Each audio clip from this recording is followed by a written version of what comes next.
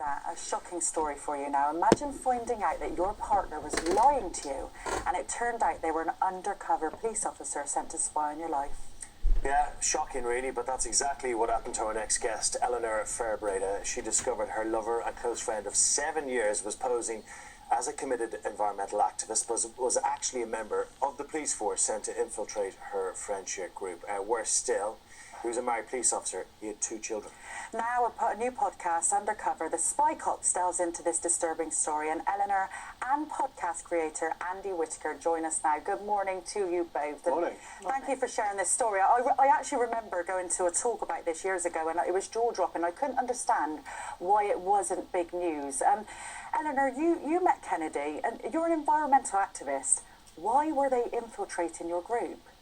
Well, they've been infiltrating progressive activist groups since the 1960s, so starting off with kind of anti-apartheid protesters, women's rights protesters, people who are protesting for things like maternity pay, going through kind of anti-fascist protesting in the 70s, and then sort of culminating in environmental protests. We were campaigning against climate change.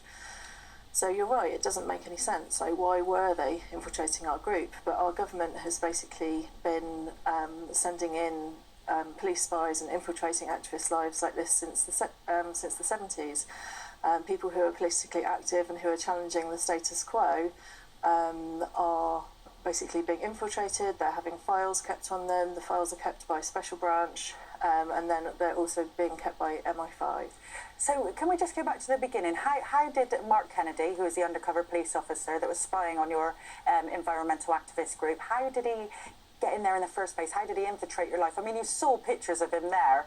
He doesn't look like an undercover police officer at all. I would think he was an activist, wouldn't you? They're trained to do it, I guess. They're good at their jobs, right? Yeah, I mean, they nicknamed themselves the Hairies. They grew their hair. He had tattoos all over him, piercings, and yeah, I mean, he walked into the Sumac Centre, which was a kind of environmental, an activist and community centre in Nottingham, which I was involved in.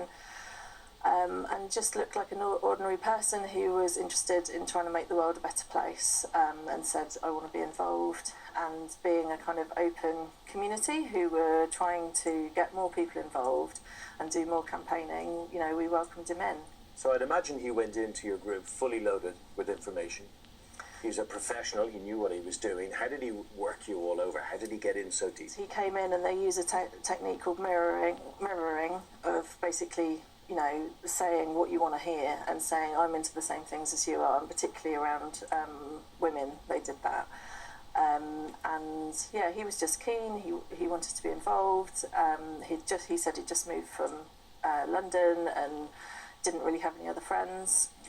So was it mainly women that were the targets then? Were they easier to build relationships with? So initially there weren't any named targets, which is actually a transgression against their own rules. They just targeted the Sumac Centre in a kind of fishing expedition. But yeah, I mean, there was a mixture of, when people were named as targets, there were a mixture. But initially, one of the people it's very obvious that Kennedy was targeting was Kate, who became his girlfriend within a few months, and he told her things like, that he lived in the neighbourhood next to her in London, that he supported the same football team as her family supports, that he was really into country and western music, and loved the trailer trash lifestyle because she was living in a caravan on our friend's drive at the time. So he was telling her what she wanted to hear. Exactly, and she kind of felt, I've met someone who's really special, and he did that all the way through with other women as well. Andy, how often does this happen? Well, I decided to make this podcast because I thought this story needed more exposure, because I just don't think people know that it happens. The story that I've made is about what Mark Kennedy got up to, and it's a sort of deep dive into what it's like to be infiltrated with people like Eleanor sharing their stories of a part of their life they probably really rather forget. And they all opened up to me, and I've got to thank them for that, and shared their stories. So if you listen to the podcast, you get a real kind of in-depth feel for what it's like to have an undercover police officer in your life, in your house, shared a house with Eleanor, in your bed. Well, and he wasn't the only one. And we should point out, like, these people are professionals, okay? So you can understand how you can get conned by them because they're good at what they do, Ellen. Yeah, and I mean, he had a passport in his undercover name. Like, who else can do that? So, and we just, at the time, we had no idea that this sort of thing happened. Nobody really had any idea that this happened. Like, we understood that the police were interested in what we were doing because we were, committing civil disobedience. We were trying to stop things that we saw that were bad. But we thought it would be phone tapping or potentially undercover officers coming into public meetings and that sort of thing. But to get a phone tap put in your house, it needs to go right up to kind of judicial.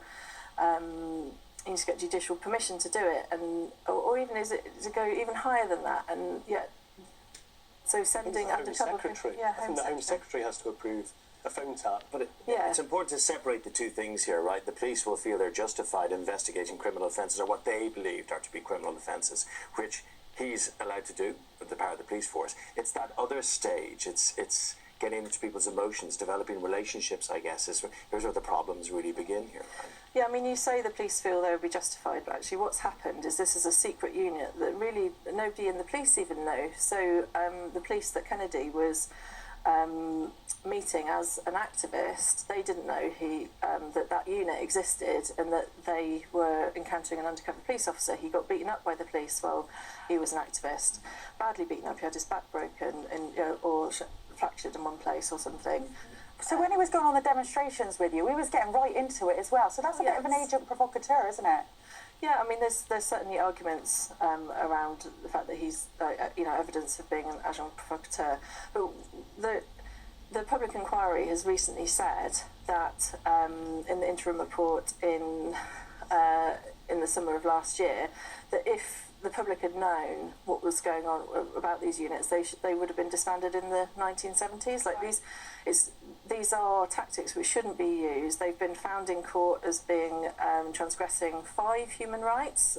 Kate's case in the IPT, and it's basically the secrecy around this unit that has kind of enabled it. It's an entire rogue unit, but then it's not really that, because it's the MI5 was tasking them for information, so it's coming from the government. A lot of very important questions need to be asked about this, because you're so right. But the personal effect, Eleanor, and the personal effect on you, because your relationship developed, didn't it? Yeah, so he moved into our house. I lived with him and 3 other people, and then a second house as well, and then I stayed with him in his house afterwards. We were very, very close friends, and I knew him for 7 years, like one of my best friends for 7 years, and in 2008 our relationship developed, and we were lovers for a while.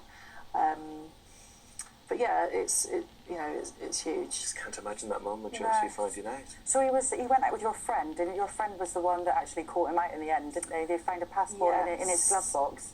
What was it like when they confronted him? So my friend Lisa, who had a 6-year relationship with him, and they were kind of lifetime partners, she thought she may be with him for the rest of her life. Like, he was completely integrated in her life. She found his passport that she dug around that, finding out that he was Mark Kennedy and he had children. This was the big thing, that he actually had children, and obviously having had a relationship for 6 years, you'd think you should know that. But Well, he had 2 children. You were friends with him for 7 years. Your friend also had a relationship with him. Andy, thank you for bringing this to light on your podcast, because they do need to be brought to light. I know some officers that infiltrated these people actually end up having children with the people that were spying on. So thank you so much. We've got a right to reply from the Met now. Yeah, we have this from the Met Assistant Commissioner Barbara Gray. She said, "We know that enormous distress has been caused as a result of Mark Kennedy's actions, and we've previously apologised to women who were deceived by him into having sexual relationships, and make those apologies again. These relationships are wrong and abuse of police power should never have happened. We're committed to learning from the wrongs of the past." Key bit here. Can't happen again. And there have been enormous changes made to the training, supervision and legal oversight of undercover officers, both in the Met and nationally. Mark Kennedy and the NPCC declined to comment on this one. And your podcast is doing a very important job here. Where can people hear it? Where can they listen in? Thank you, Yeah, Andy. you can Thank catch you, it on Eleanor. wherever you get your podcasts, Okay. basically. Thank Okay. you.